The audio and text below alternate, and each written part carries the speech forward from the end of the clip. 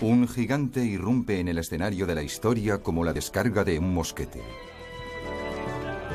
Luchando contra siglos de ignorancia y aislamiento, conseguirá liberar a millones de personas de la Edad Oscura y forjar una nueva nación.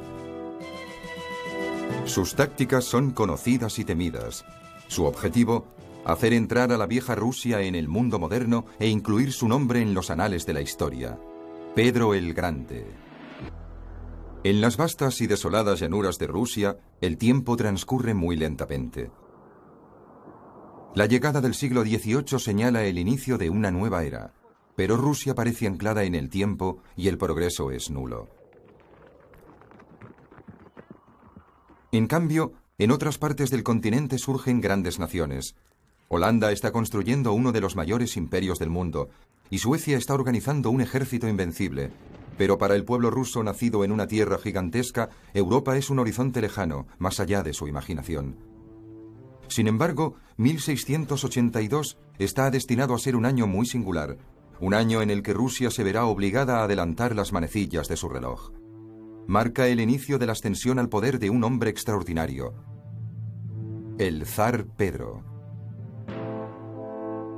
Hombre de gran corpulencia, de más de 2 metros de altura, Pedro llevará a cabo transformaciones colosales para situar a Rusia a la altura del resto de Europa. Pero no iba a ser empresa fácil. Rusia, una nación con 8 millones de campesinos, es una reliquia de la Edad Media. Es el país más atrasado de Europa, política, económica y tecnológicamente. Aisladas del mundo exterior, las cúpulas bizantinas del Kremlin son un reflejo de siglos de resistencia a las reformas y al progreso. El palacio de la dinastía reinante, la de los Románov, se alza como un símbolo eterno del indestructible dominio de los zares.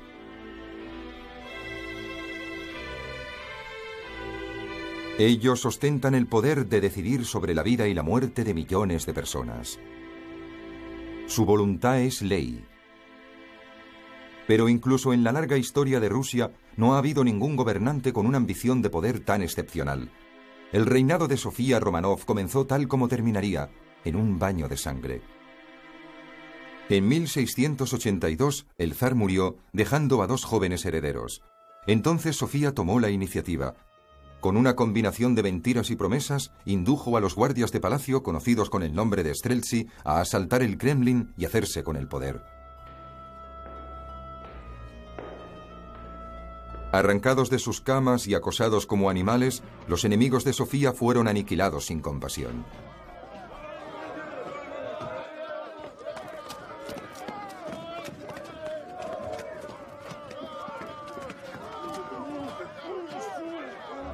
Algunos miembros de la familia real murieron atravesados por las lanzas de los Streltsy.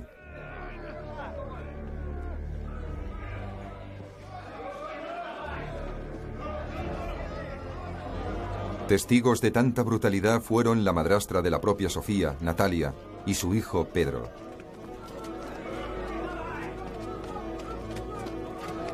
Pedro, que entonces tiene 10 años, es el centro de las iras de Sofía. El otro heredero es Iván, quien con 16 años goza de mayores derechos sobre el trono, pero su salud es frágil y su mente, retrasada, permanece en un estado infantil. Siendo uno demasiado joven y el otro demasiado débil, se tomó una decisión insólita. Ambos compartirían el trono con Sofía como regente. En una única e inédita ceremonia, los 2 jóvenes futuros zares fueron coronados. Pero el poder de Sofía tenía los días contados. El único modo de asegurarse el control era impedir que ninguno de los 2 jóvenes se convirtiera en zar. Iván no representaba una amenaza. Su mente jamás maduraría lo suficiente. Pero Pedro era distinto. Un niño sano con una mente vivaz, que incluso a su corta edad ya era más alto de lo habitual. Era evidente que le faltaban pocos años para convertirse en un hombre. Natalia conocía muy bien los deseos que Sofía albergaba en su interior y rápidamente alejó a su hijo del peligro que se cernía sobre él en el Kremlin. Pedro fue conducido a una hacienda situada lejos de Moscú. Sin embargo, aunque Sofía estaba encantada con aquel exilio autoimpuesto, sería una equivocación desastrosa para ella. Pedro no era un niño que se escondía.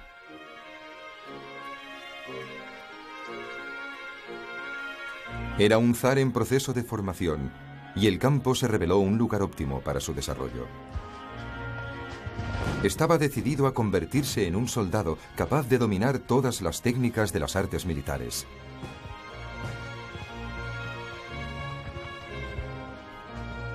A los 11 años ya sabía disparar un cañón. A los 13 manejaba pistolas y mosquetes con gran habilidad.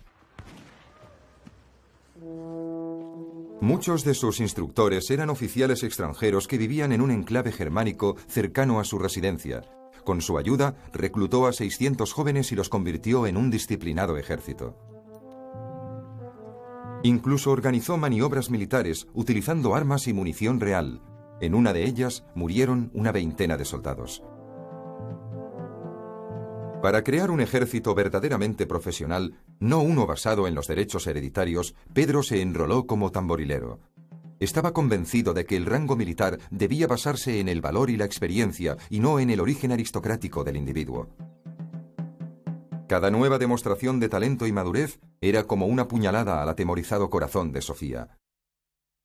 Para ella, Pedro era como el huevo de una serpiente. ¿Cuánto tardaría en romper el cascarón? En 1689, Sofía ya no pudo aguantar más. Tras 7 años en el poder, su obsesión por Pedro había degenerado en paranoia. Tenía el convencimiento de que el joven estaba organizando una rebelión contra ella y, como en una repetición compulsiva de su primer golpe de estado, llamó a la guardia de palacio. Pedro se dio cuenta pronto del grave peligro que había amenazado su niñez. Los guardias de palacio yendo contra él.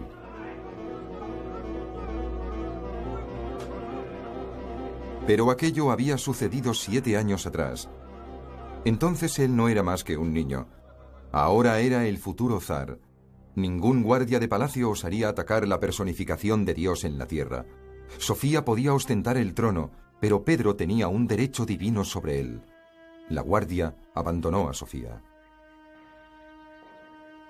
Pedro no estaba planeando ninguna conspiración, pero entonces tenía la oportunidad de deshacerse de Sofía, y la aprovechó.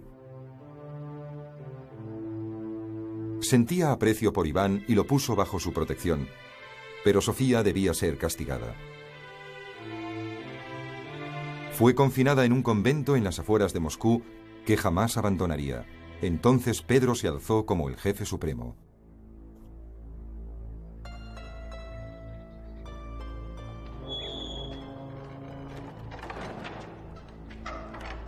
Ahora, el zar tenía vía libre y se preparaba para iniciar un nuevo capítulo en la historia de Rusia. Antes de cumplir su primer año en el poder, Pedro tomó esposa. Se llamaba Yevdokiya y era tímida y poco instruida, pero resultó ser una esposa obediente y le dio un hijo.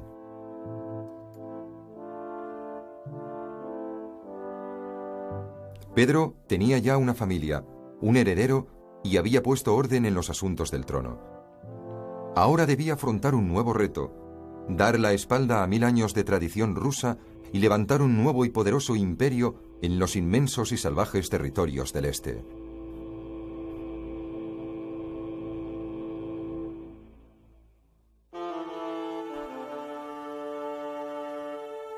Quien ocupaba el trono de los zares gozaba de un gran poder, pero en Rusia la naturaleza era la reina madre.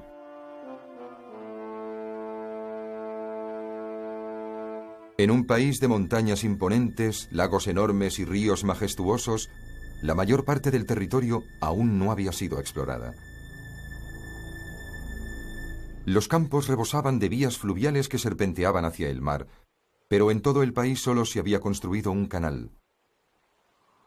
Interminables bosques de pinos y abedules formaban fronteras naturales que dificultaban el comercio y las comunicaciones. Los límites de Rusia se extendían desde la glacial frontera con Suecia, a través del salvaje oriente, hasta las mismas costas del Océano Pacífico. En todo este territorio, el zar podía dictar leyes a su antojo, cobrar impuestos y cambiar tradiciones seculares. De los 8 millones de personas nacidas en este suelo tan riguroso, el 95% eran siervos, condenados a una pobreza extrema y a realizar trabajos de suma dureza. Sin posibilidad de modificar su situación, las suyas eran unas vidas interminables, crueles, poco dignas, casi inhumanas. Ni siquiera la riqueza proporcionaba cultura y educación a los poderosos terratenientes. El resto del mundo estaba tan lejos que solo miraban hacia el interior del país. Y los escasos conocimientos que llegaban del exterior entraban con gran lentitud. Los despiadados paisajes de Rusia desafiaban a cualquiera que intentara conquistarlos. Los caminos eran poco más que senderos, y los que se atrevían a recorrerlos debían librar una permanente batalla contra la nieve y el barro. Incluso en las ciudades la vida era muy poco refinada. Las casas eran de madera y las aceras estaban siempre sucias, llenas de polvo en verano y cubiertas de lodo en invierno. El progreso era inapreciable. Los campesinos eran analfabetos, disponían de pocas herramientas de trabajo y carecían de visión de futuro. Vivían gracias a los exiguos frutos que les daba la tierra y tenían que arrancar cada bocado de un suelo empobrecido.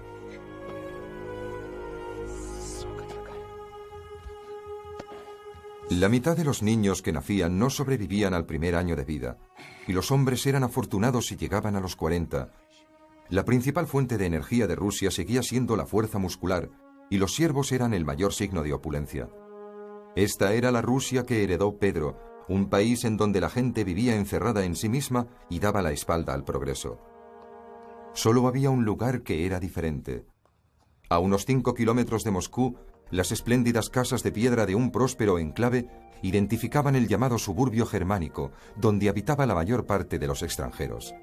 Aquí, los edificios eran luminosos y modernos, altos y espaciosos, construidos con los últimos avances en diseño y tecnología. Y precisamente era tecnología lo que Pedro anhelaba. De este barrio germánico salieron los instrumentos más ingeniosos, que para el zar eran a la vez fascinantes y descorazonadores. Ningún miembro de su corte era capaz de entender para qué servía aquel puñado de aros de metal, pero entonces el suburbio hizo a Pedro su regalo más extraordinario, un hombre sabio que podría enseñarle. El mercader holandés Frans Timmerman le describió con detalle el funcionamiento de los instrumentos tecnológicos. Él le reveló el secreto del sextante, un instrumento para dominar las distancias en alta mar, transformando mareas, vientos y olas en poderosos aliados.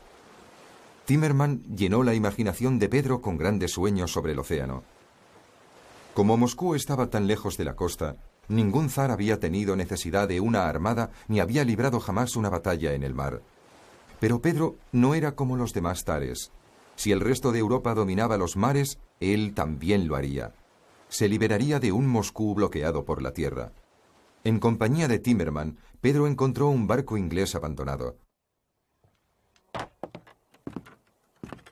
El estudio de su diseño y construcción alimentó su ya intensa curiosidad. Timmerman le explicó que lo habían construido para navegar contra el viento y para adaptarse a un mar con oleaje. No pasó mucho tiempo antes de que Pedro decidiera construir su propia flota. Llevaría su ejército al mar.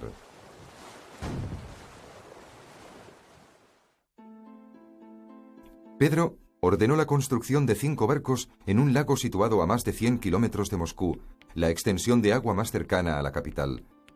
Tras aprender las técnicas de carpintería, trabajó sin descanso bajo la supervisión de los constructores europeos. Se sentía orgulloso de lo que había aprendido y quiso dejar huellas de su intervención. 4 años después, en el verano de 1693, realizó un viaje de casi 1000 kilómetros hasta Arcángel, en la costa septentrional de Rusia. Centró su máxima atención en esta ciudad por una sola razón: tenía un puerto. Por primera vez en su vida, Pedro contemplaba el mar. Aquí establecería su base de operaciones, desde la que botaría su flota. Apenas a 200 kilómetros del círculo polar, Arcángel permanece cubierto por el hielo durante 6 meses al año. Pero con el verano llegó el deshielo, y Pedro pudo realizar un deseo largo tiempo anhelado. A bordo de su nave, la San Pedro, escoltó a una flota de barcos mercantes ingleses y holandeses que se dirigían a Europa. Les acompañó a través del Mar Blanco hasta el Océano Ártico. Solo entonces dio media vuelta y regresó a regañadientes. Con todo, la singladura fue un éxito rotundo. Pedro era el primer zar en navegar por el mar. Aquel día trazó un nuevo rumbo para Rusia. Pero Rusia no tenía ningún deseo de cambiar de rumbo. Tras él, su imperio continuaba encerrado en los muros del odiado Kremlin. Su deber le obligaba a volver a la sofocante vida de Moscú.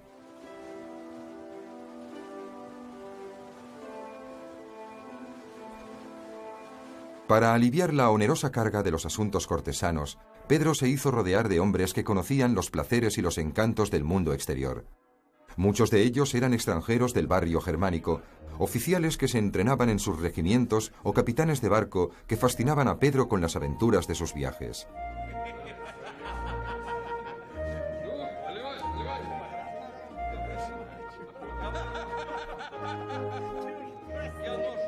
Cenaban juntos con regularidad. Las veladas se prolongaban hasta el amanecer y a veces incluso más. Bebían cerveza y vodka en grandes cantidades, y el zar era el mejor bebedor de todos. A Pedro le gustaban las juergas. Él y sus amigos se autodenominaban la Compañía Alegre, un mote inocente para un grupo de locos borrachos y bromistas crueles.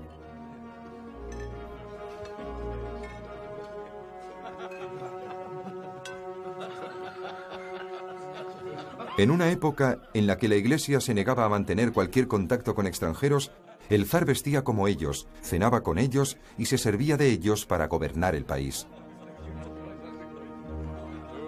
Para los tradicionalistas, Pedro era el demonio. Y el demonio estaba a punto de llegar al galope.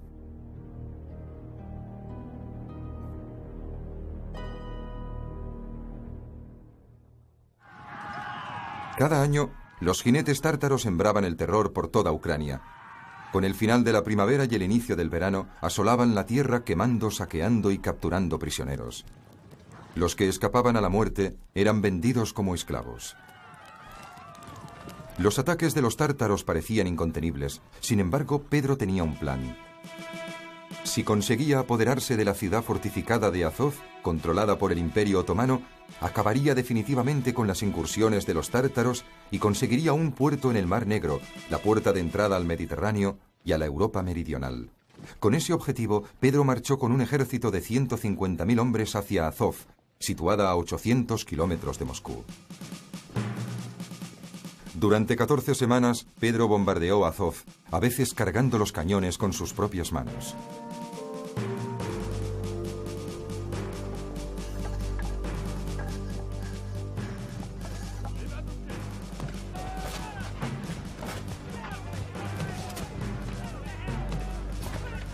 Pero el ataque estaba condenado al fracaso desde el principio. Pedro había vulnerado la regla número 1 del asedio de una ciudad: rodearla y aislarla completamente del exterior. Los terraplenes erigidos por él no consiguieron aislar a Azov completamente, por lo que la fortaleza pudo seguir recibiendo suministros por mar. Sin barcos para bloquear el puerto, Pedro no tenía ninguna posibilidad. Cuando llegó el invierno, decidió volver a casa con su desmoralizado ejército. El zar había aprendido una gran lección en Azov. El secreto para ganar una guerra era adueñarse del mar. Por tanto, volvió a concentrarse en la creación de una armada. Ordenó la construcción de 25 galeones armados y 3.000 gabarras de río. Todas ellas debían estar listas en 5 meses. Ni las temperaturas bajo cero, ni el hecho de no disponer de astilleros, ni de mano de obra especializada representaron un obstáculo. Pedro construyó primero los astilleros y después comenzó a trabajar. Cuando la primavera hizo eclosión, también lo hizo su armada. El zar navegó con su flota río abajo hasta Azov y la bloqueó por mar. Esta vez, los terraplenes que mandó construir eran más altos que los muros de la fortaleza.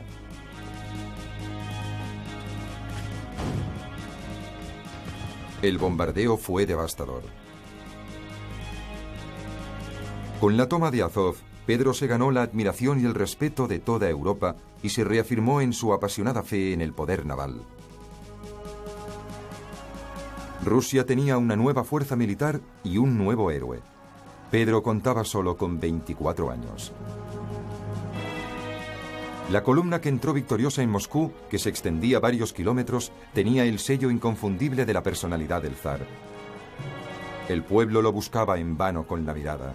Jinetes con banderas ondeando al viento y generales en lujosos carruajes desfilaron por la ciudad de Moscú, pero parecía que el zar no estaba con ellos. Sin embargo, cerrando la marcha, codo a codo con sus hombres, había un soldado que destacaba sobre los demás: el sargento de artillería Pedro Romanov. Tras regresar a Moscú, el tiempo parecía no haber transcurrido para Pedro, que seguía imaginando viajes y aventuras. Europa era todavía un territorio inexplorado para él. Las historias contadas por su cohorte de amigos extranjeros, lejos de satisfacer su curiosidad, habían alimentado su deseo de ver Europa con sus propios ojos. Pedro estaba a punto de adoptar una extraordinaria línea de conducta. Si en el pasado algún zar había cruzado las fronteras de Rusia, había sido en nombre de la guerra. Pero ahora Pedro se embarcaba en una misión muy distinta. Iba a Europa en busca de ideas, conocimientos y hombres de talento. En marzo de 1697 abandonó Moscú. La pompa y la ceremonia también quedaron atrás. Pedro no viajó como un monarca, sino de incógnito, como un hombre cualquiera, mezclado entre un séquito de 250 compañeros de viaje. En primer lugar, Pedro fue a la costa del mar Báltico, a la ciudad de Riga, en aquel tiempo en poder de los suecos. Después dirigió su marcha hacia el sur. Tras una visita apresurada a Berlín y Hannover, llegó a su anhelada meta, la ciudad que quería contemplar tan ansiosamente: Ámsterdam. Ámsterdam era la ciudad más rica del mundo, el ejemplo más emblemático del genio occidental. La ciudad había sido construida sobre unas marismas. Drenando la tierra y levantando diques, los holandeses habían hecho retroceder al mar.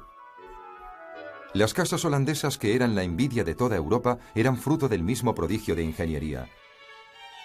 Largas hileras de edificios bordeaban una red de canales que transportaban personas y mercancías por toda la ciudad. Pero tras la belleza de su arquitectura y el suave perfil de sus canales se escondía una verdadera potencia. En los hogares y haciendas de los comerciantes holandeses había riquezas procedentes de todos los rincones del mundo.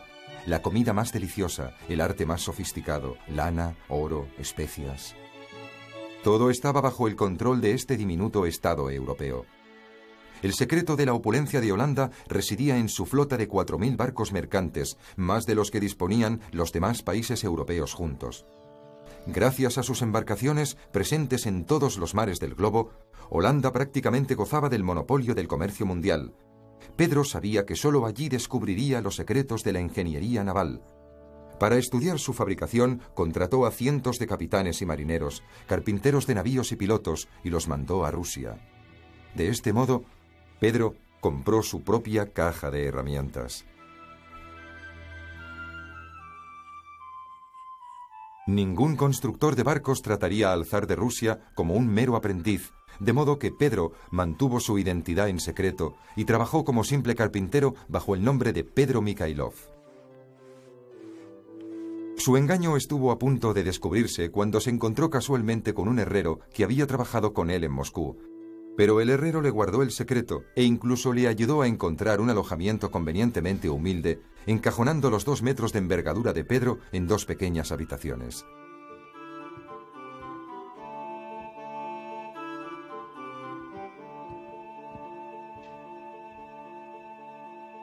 Con objeto de reclutar médicos para Rusia, Pedro visitó los hospitales holandeses.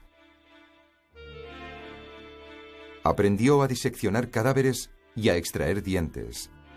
Como su séquito diera muestras de repugnancia al ver un cadáver, les obligó a todos a arrancar de un mordisco un trozo de su carne.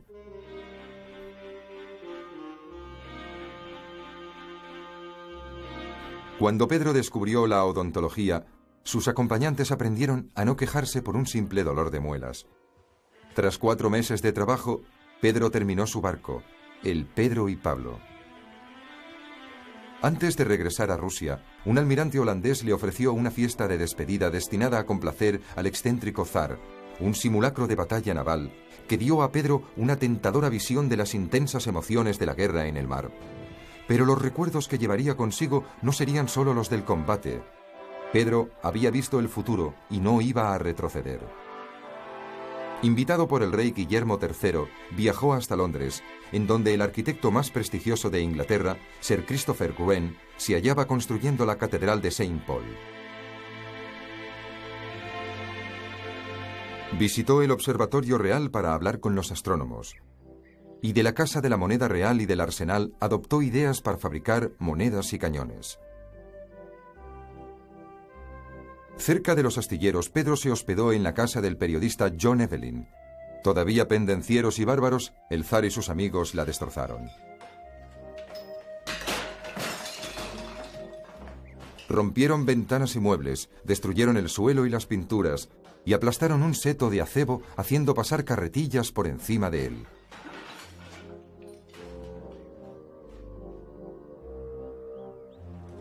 Los desperfectos se descubrieron cuando el zar ya se había marchado.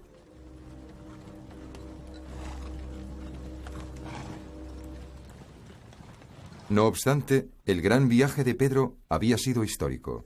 Después, la numerosa comitiva se dispuso a cruzar Europa a través de Leipzig, Dresde y Praga, hasta la corte del emperador de Austria. Ninguna otra ciudad era comparable a Viena en animación y esplendor. Un Pedro ya cosmopolita y occidentalizado se preparaba ahora para conocer un nuevo arte europeo, el de los placeres de la alta sociedad. Pero cuando aún estaba a más de 1500 kilómetros de Moscú, Pedro recibió malas noticias. La guardia de palacio se había sublevado. Volvió a casa a toda prisa, deteniéndose solo para cambiar de caballo. Cuando llegó a Cracovia, en Polonia, supo que la revuelta se estaba sofocando. Para cuando el zar puso los pies en Rusia, 18.000 prisioneros estaban encadenados en las mazmorras. Sus generales le informaron de que aparentemente la guardia se había rebelado a la orden de dejar Moscú para combatir contra los turcos. Pero a Pedro no le satisfizo esa versión y quería saber toda la verdad. Estaba convencido de que tras el levantamiento se ocultaba una conspiración de mayor calibre. Conseguiría saber la verdad utilizando todos los medios a su alcance. Pedro ordenó la ejecución de 130 cabecillas de la rebelión, mientras el resto fue sometido a un interrogatorio cruel. El principal instrumento de tortura era el naut, un látigo con tiras de piel endurecida de aproximadamente 1 metro de longitud. 20 azotes podían arrancar la carne hasta el hueso, más podían ser fatales.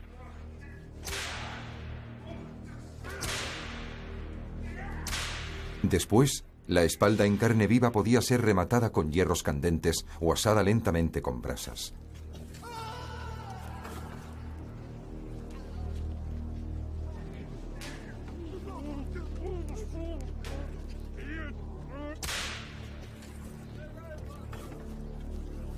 Los guardias fueron torturados de este modo durante 6 semanas, pero Pedro no pudo hallar pruebas de una conspiración.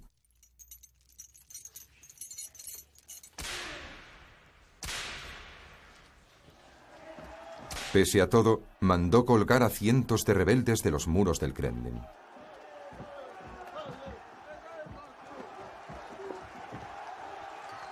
En la Plaza Roja había muchos más, marcados con fuego, mutilados o decapitados. 2 de ellos fueron despellejados vivos, centímetro a centímetro.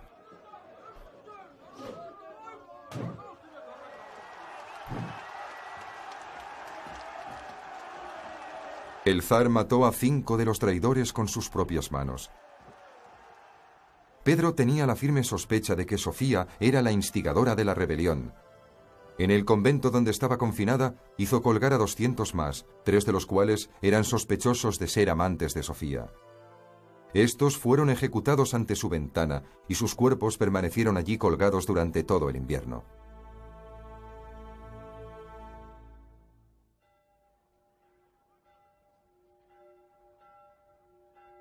Después de sofocar la revuelta de sus hombres, Pedro estaba a punto de encender las iras de un enemigo aún mayor, Dios y la Iglesia.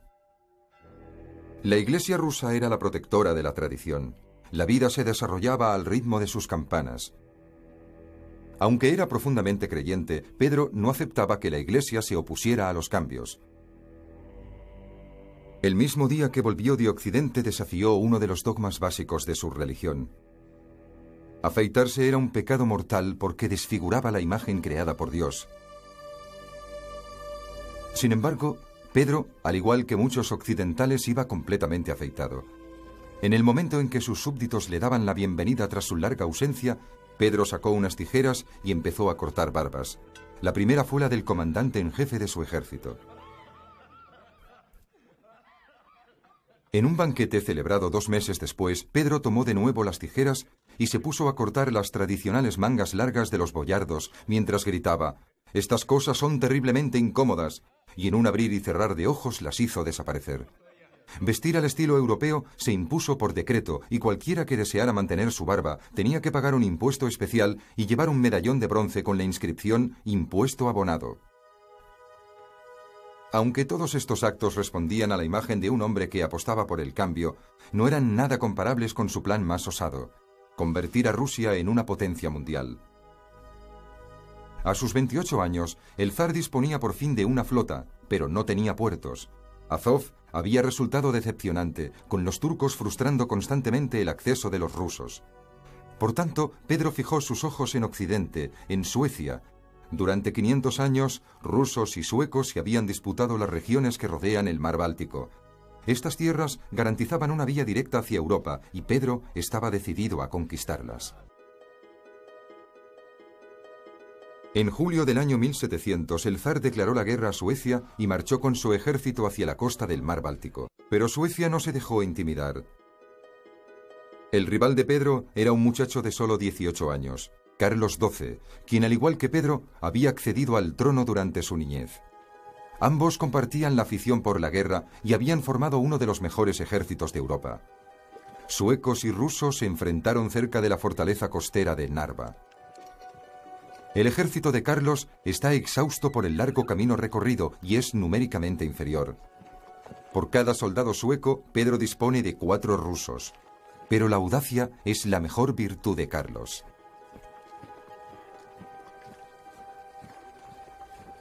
Carlos decide atacar las posiciones rusas.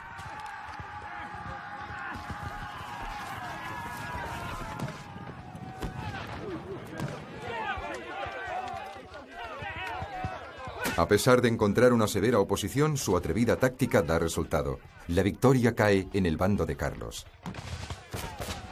Rusia queda indefensa ante la invasión de los suecos. Incluso Moscú es vulnerable. Para protegerla, Pedro debe reconstruir su ejército y reequipar a sus hombres. Al carecer de materias primas, Pedro hizo algo inconcebible. Cogió las campanas de todas las iglesias rusas y las fundió. Pedro convertiría este bronce sagrado en una infernal colección de armamento nuevo. Para muchos aquello fue un sacrilegio. Para él era el progreso. Construyó fundiciones para hacer cañones, fábricas de pólvora y armerías, y fábricas textiles para hacer uniformes y de cuero para hacer arneses. Toda la economía giraba en torno a la guerra.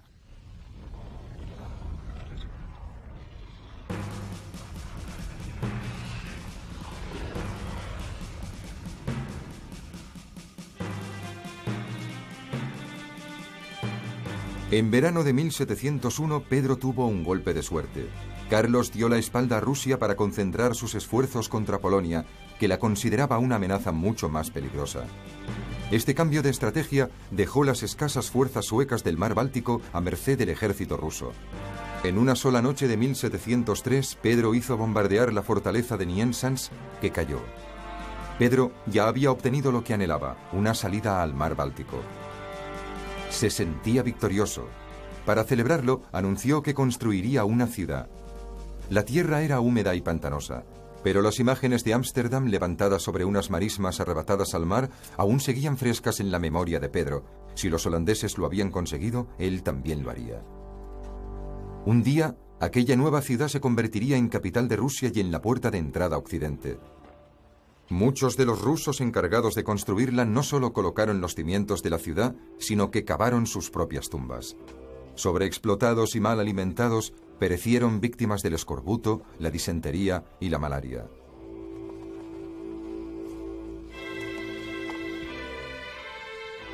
Pero ante el progreso, las vidas humanas tenían muy poco valor para Pedro. Era un sacrificio necesario. Sin disponer de herramientas, solo el miedo hacía seguir trabajando a los obreros. Los que intentaban escapar sufrían mutilaciones o eran encarcelados. Al final murieron 30.000 personas. San Petersburgo se construyó sobre lodo y huesos. Pedro supervisó personalmente los trabajos, siguiendo cada fase de la construcción desde una cabaña de madera de 3 habitaciones. No veía el precio en vidas humanas, veía solo una ciudad emergente con una fortaleza y un astillero, la ciudad desde la que levantaría su imperio. Los recuerdos de su viaje a Europa inflamaban la imaginación de Pedro, pero además contrató a un arquitecto llamado Domenico Trezzini, que alimentó su apasionado entusiasmo.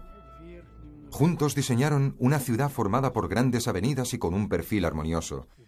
Trezzini transmitió a Pedro su visión de una gigantesca catedral. Sería la envidia de Europa y se convertiría en la principal atracción de la ciudad. Pedro convino que las obras debían iniciarse inmediatamente.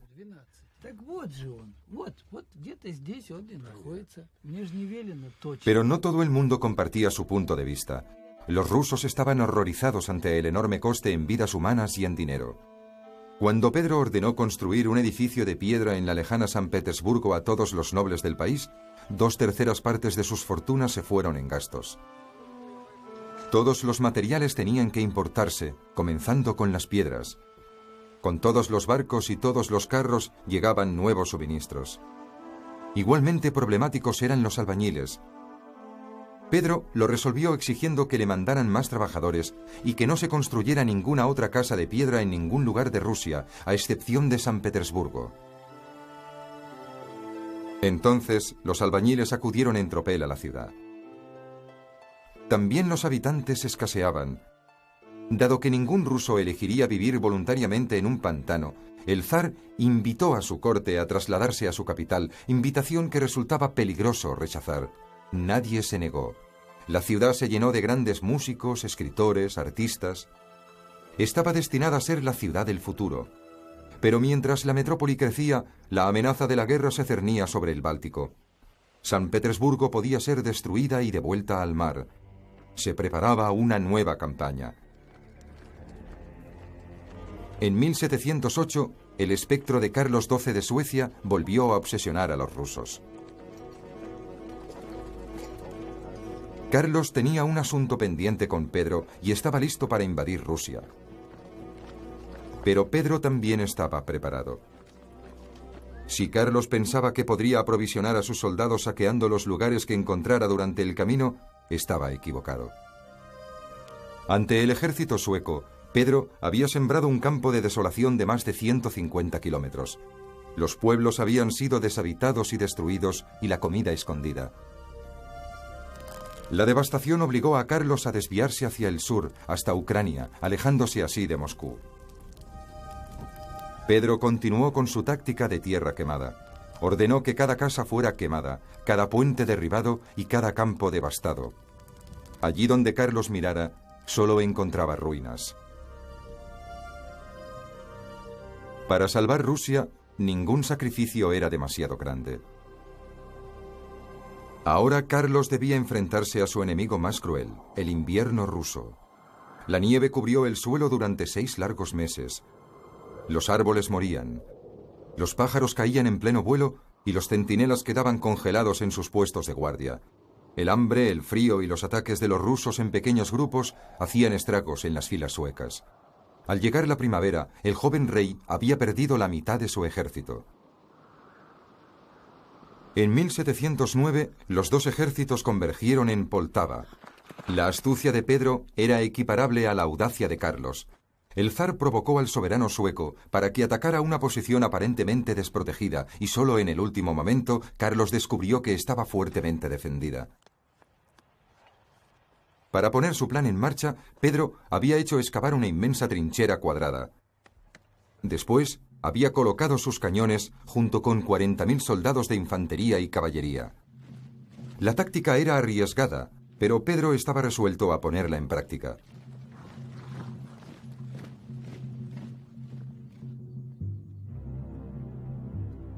Al amanecer del día siguiente, los cañones rusos bombardean las líneas de la infantería sueca mientras todavía se organizan para el ataque.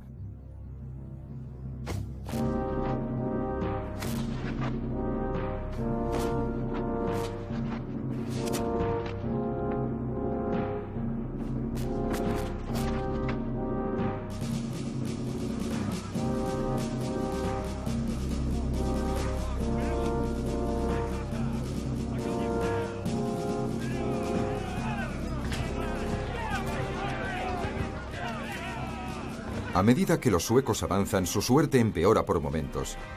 La escasa coordinación entre los generales deja al cuerpo principal del ejército en una inferioridad de 5-1.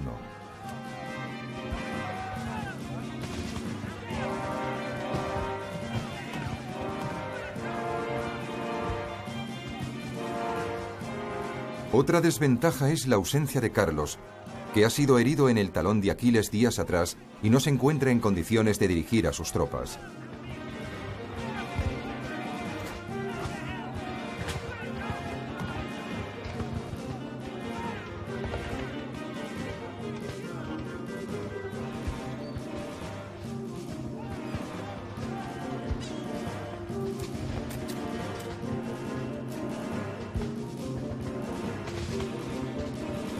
A mediodía, Pedro se proclama vencedor. Carlos se ve obligado a huir a caballo y a buscar refugio en Turquía.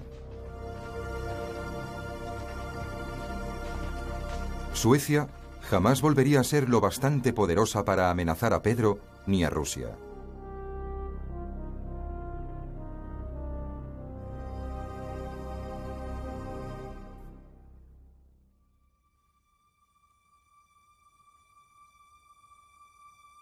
La última batalla de Pedro no le enfrentó con ninguna monarquía extranjera, sino con un miembro de su propia familia. Si como conquistador no tenía rival, como padre era un desastre. La relación con su hijo Alexis es fría y distante. Alexis es todo lo que Pedro no es: débil, piadoso y conservador. Educado por su madre según los designios de la Iglesia, detesta y teme a su padre, buscando refugio en la religión y el alcohol. Finalmente, Pedro le da un ultimátum: o se prepara para gobernar o dedica su vida a servir a Dios en un monasterio.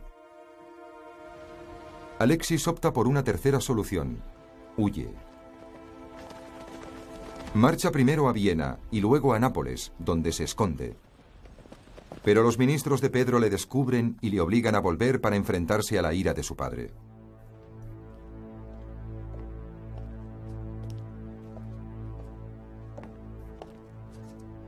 Hablar mal del zar es delito de alta traición. Pedro pone dos condiciones para otorgarle el perdón. Alexis seguirá con vida, pero pierde su derecho al trono y debe revelar los nombres de sus cómplices.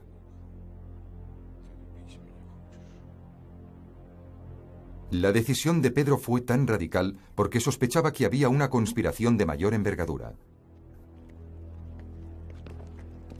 Encarceló a su hijo en San Petersburgo y azotó, ejecutó o exilió a cualquiera que pudiera haber estimulado el intento de rebelión de Alexis.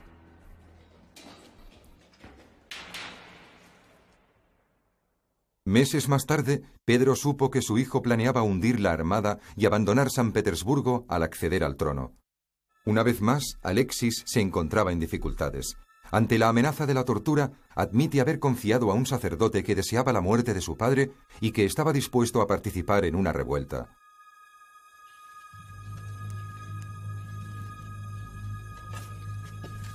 Sus palabras sellaron su destino. Alexis es acusado de traición y torturado.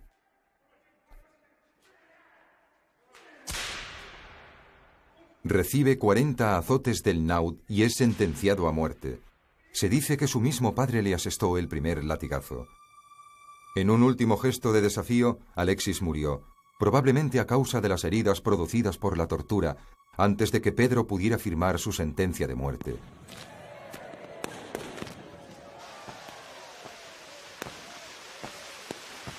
La vida continuó para Pedro.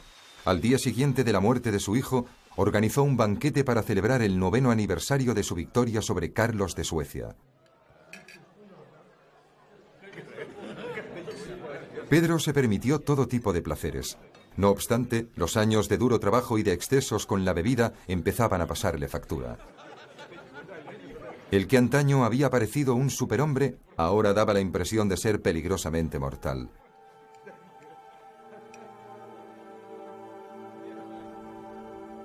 Sin embargo, su reputación no mostró signos de disminuir. En 1721, el Senado ruso obsequió a Pedro con 3 nuevos títulos. En una solemne ceremonia fue nombrado padre de la patria, Pedro el Grande y emperador de todas las Rusias.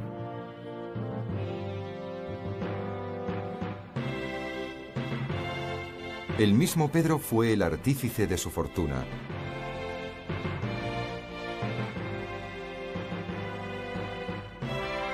De niño, gozó de la libertad para soñar y del coraje para resistir.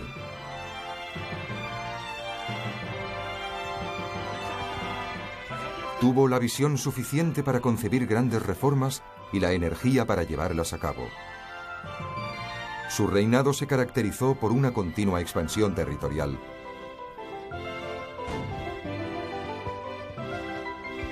Después de 21 años de guerras, había creado un ejército moderno y la primera armada de Rusia. Construyó puertos, fortalezas y una nueva capital. Cambió la faz de Rusia para siempre. Y todo eso lo hizo sin pedir ni un solo doblón de oro a ningún hombre o nación. Lo consiguió con el sacrificio de sus súbditos más humildes y en última instancia con el suyo propio. En 1723, Pedro sufrió una infección crónica de la vejiga y se sometió a una atroz operación para que le extrajeran los cálculos.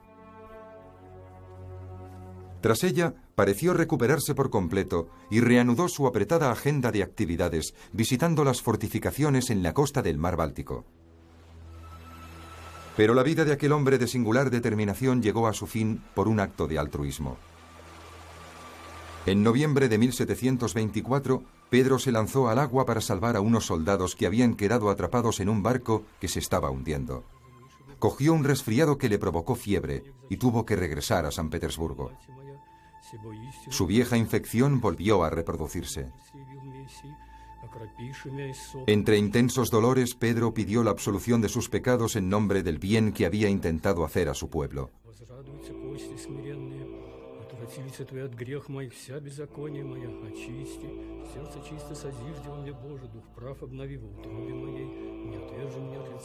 En la mañana del 28 de enero de 1725, Pedro entró en coma y murió. Tenía 53 años.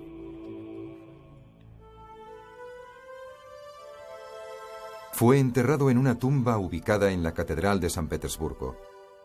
¿Qué le impulsó a hacer lo que ningún ruso había osado hacer antes y ni tan siquiera había imaginado? Pedro siempre llevaba con él un sello que tenía grabada la siguiente inscripción: «Yo soy un alumno y necesito educación». Tenía la humildad para aprender con sus propias manos y la arrogancia para creer que podía enseñar a toda una nación a abandonar el pasado y recibir el futuro con los brazos abiertos. Las lecciones de este gran hombre hicieron avanzar a esta gran nación y la abrieron al exterior, a un mundo que como consecuencia de ello cambiaría para siempre. «Está en todas partes», escribió un ruso. «Me niego a creer que solo había un Pedro y no varios Pedros el Grande».